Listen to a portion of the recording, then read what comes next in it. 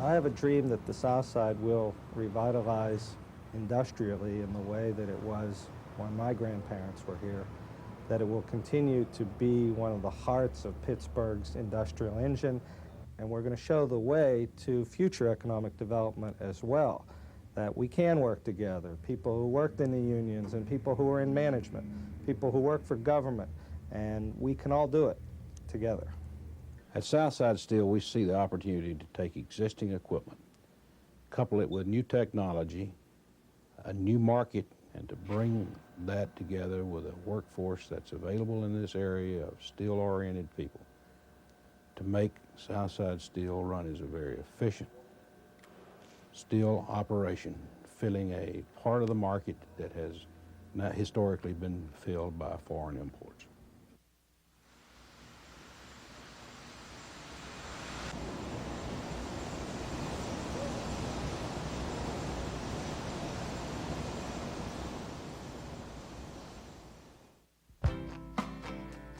From cannonballs for the War of 1812 and the Civil War to steel for skyscrapers and bridges, Southside grew up around heavy industrial production.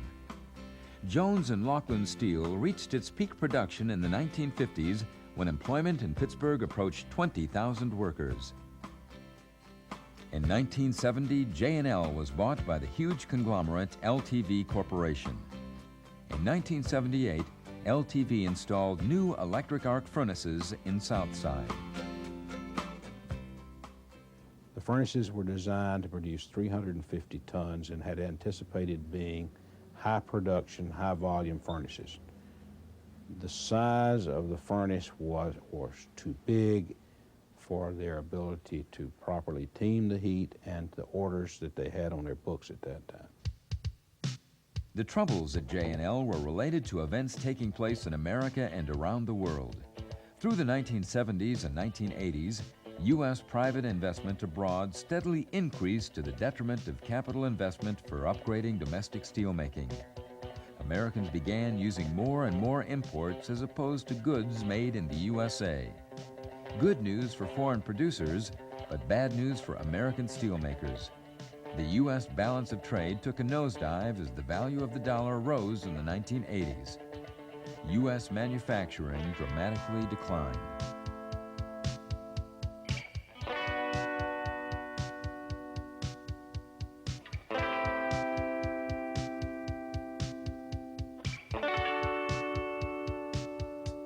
LTV Corporation was poorly equipped to respond to the rapidly changing market and slid into bankruptcy. In 1985, the Southside electric furnaces were shut down.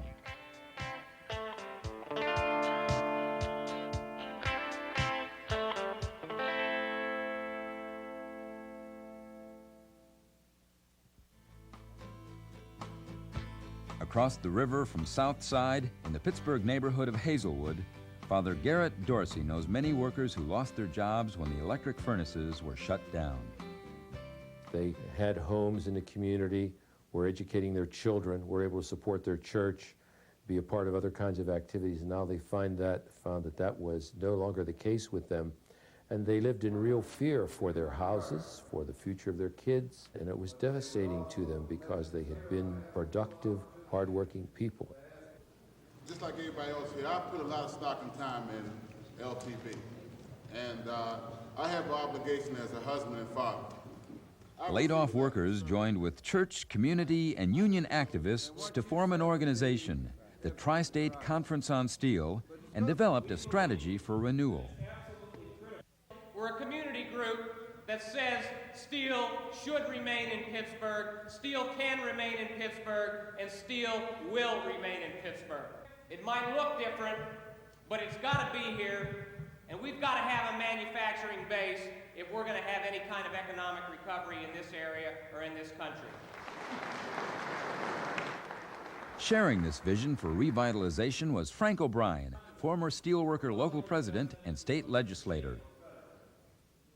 The Tri-State Conference on Steel came into Hazelwood here, and they were having a meeting up at St. Stephen's Church, and I got a call from Father Dorsey, one of the co-pastors up here at St. Stephen's.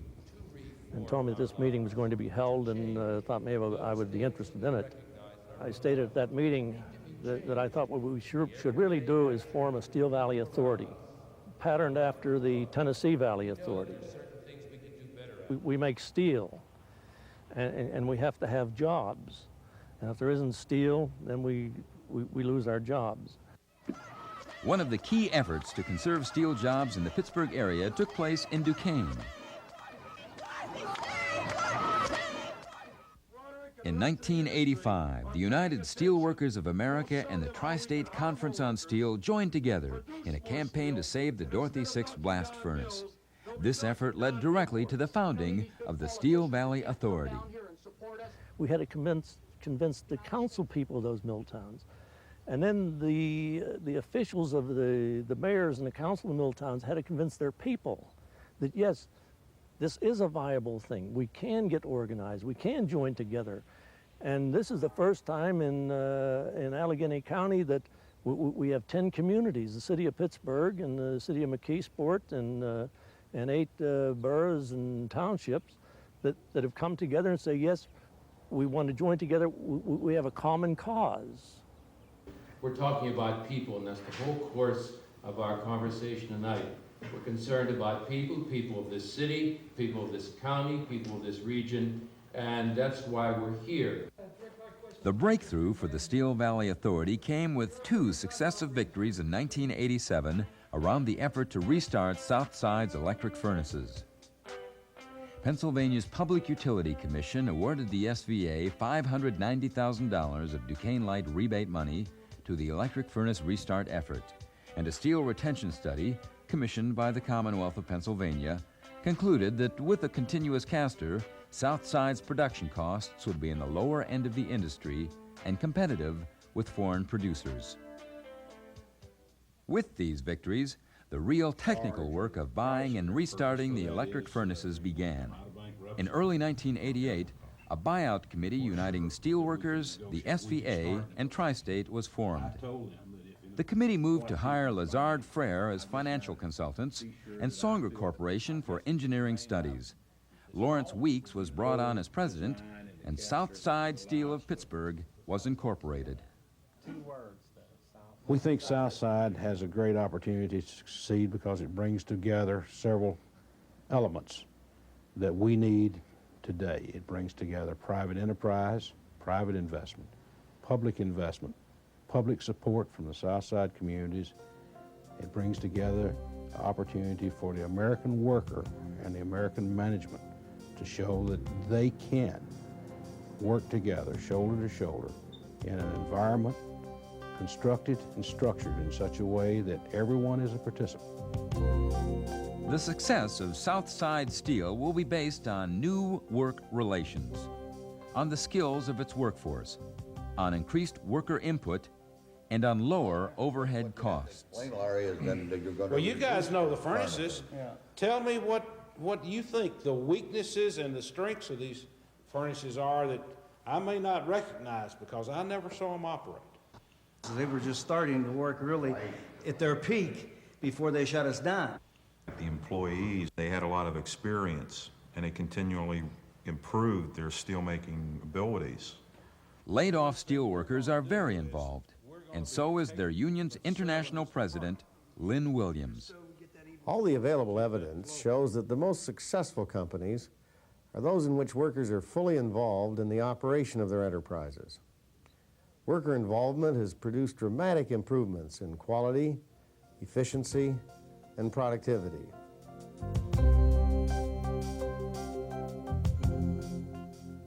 Essential to Southside Steel's success will be new technology, linking downsized electric furnaces with new ladle metallurgy and a continuous caster.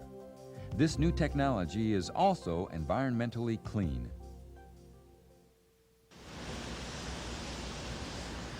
Technology differences are in the way we will operate the furnaces will be in smaller heat sizes.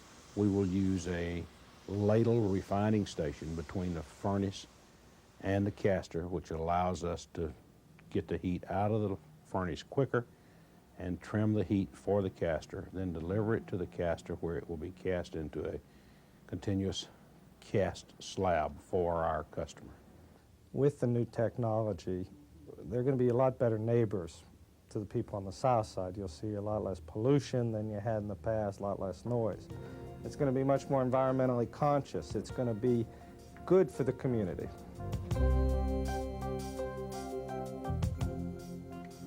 South Side Steel will also strengthen worker and community involvement through new ownership structures, an employee stock ownership plan, Steel Valley Authority land ownership, and community investment through the South Bank Industries Association. The United Steelworkers of America has extensive experience with worker ownership. Steelworkers now own, in whole or in part, 15 companies, with more coming. These include Mccollester, a large steel mill in Michigan, and Pittsburgh Forgings here in Pennsylvania.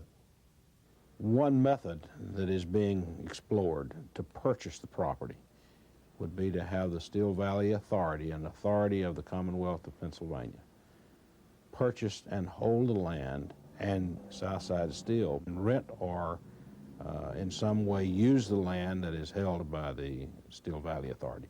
This could have the effect of reducing the operating cost of Southside Steel, as well as being assurance to the Commonwealth that this land is going to be used for its intended purposes over time. The word is getting out about the restart effort. Roberta Smith, publisher of the South Pittsburgh Reporter, supports the South Bank Industries Association, a nonprofit corporation established as a mechanism for community investment in the project.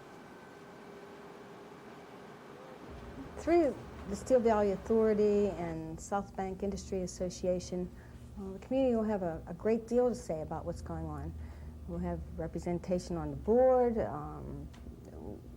It'll be a different kind of operation from what it was before, because people will be able to bring their kids to see where mommy or daddy work.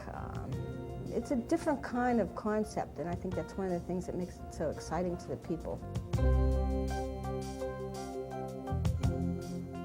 Ultimately, what will make Southside Steel a success are new market opportunities, a strong and growing demand for semi-finished steel, engineered slabs to fit the needs of its customers, and the dollar's decline, allowing for the displacement of imports.